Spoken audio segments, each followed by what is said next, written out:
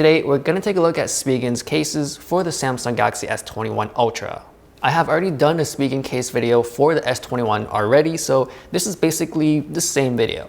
But of course, this is the Ultra version. Same as before, the first one is liquid air. This case is thin and flexible, easy to put on, and is a basic black case. The back do have triangle textures on the back. You can feel it if you poke your fingers on it, but generally if you're brushing your hand over it, it feels pretty smooth. The power button is textured as well, so you can actually press it or know what you're pressing without looking. And all the buttons on these cases are really responsive. On the sides, you do have a different texture. I would say you do have a better grip on them since it does feel a little bit more grippy than the back. I would say it does have decent drop protection. It can handle almost everyday casual drops. From afar, it does look like a basic matte case, but as you get closer, you can see the triangles. Some people may not like this or think it's ugly or it's just too much, so there is a different option. And that option is the rugged armor.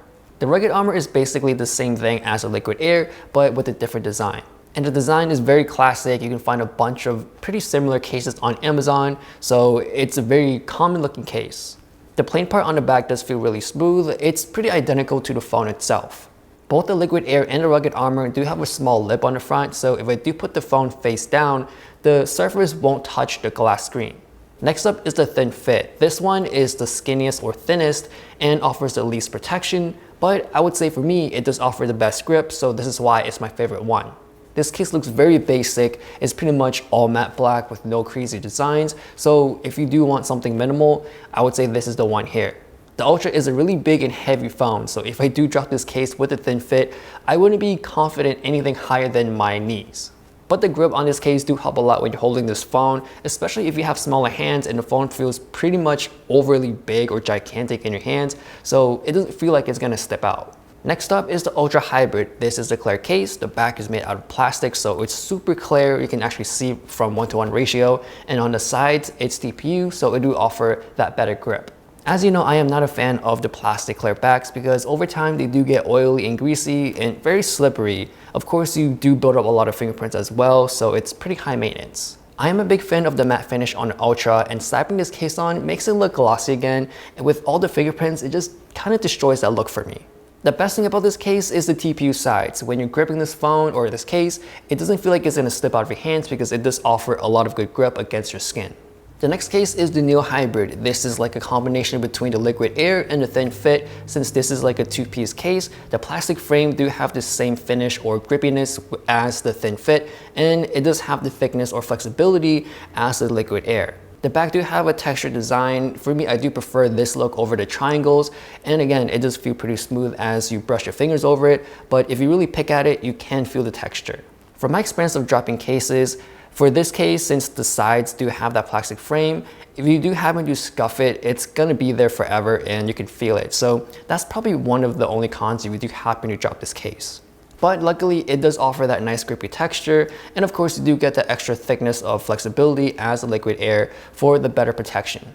The next case is the Slim Armor CS. This one is not my favorite. It's really thick, it's really smooth, and the whole mechanism of putting your cards in, it's not the best. You really have to put it in an angle, and if you want to get it out, you would really need to have fingernails to try to just pick that one card out. And for me, it's kind of annoying rather than handy.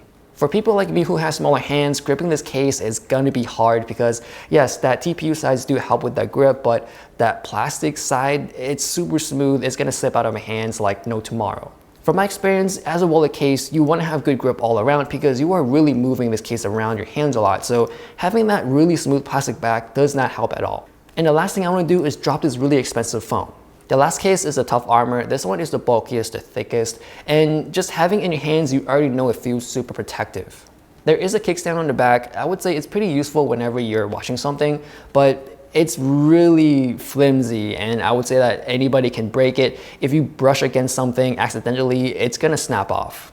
I would say that's the only biggest con about this case is the really flimsy kickstand.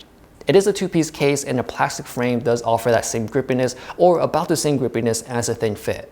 And since the edges are more cut, it feels to me that it sits better in my hands. The side buttons are really big. The power button is really easy to press since it's dig down more versus the volume buttons where you need to push in a little bit more, but it's still not too hard. And you would have to know yourself if you want to get this case, because if you're super clumsy or you just drop your case a lot, this is the one to get. Hopefully I'll be doing more case videos for you guys, and if you do like this video or found it helpful, please give it a thumbs up. Thanks for watching guys, and I'll see you guys later.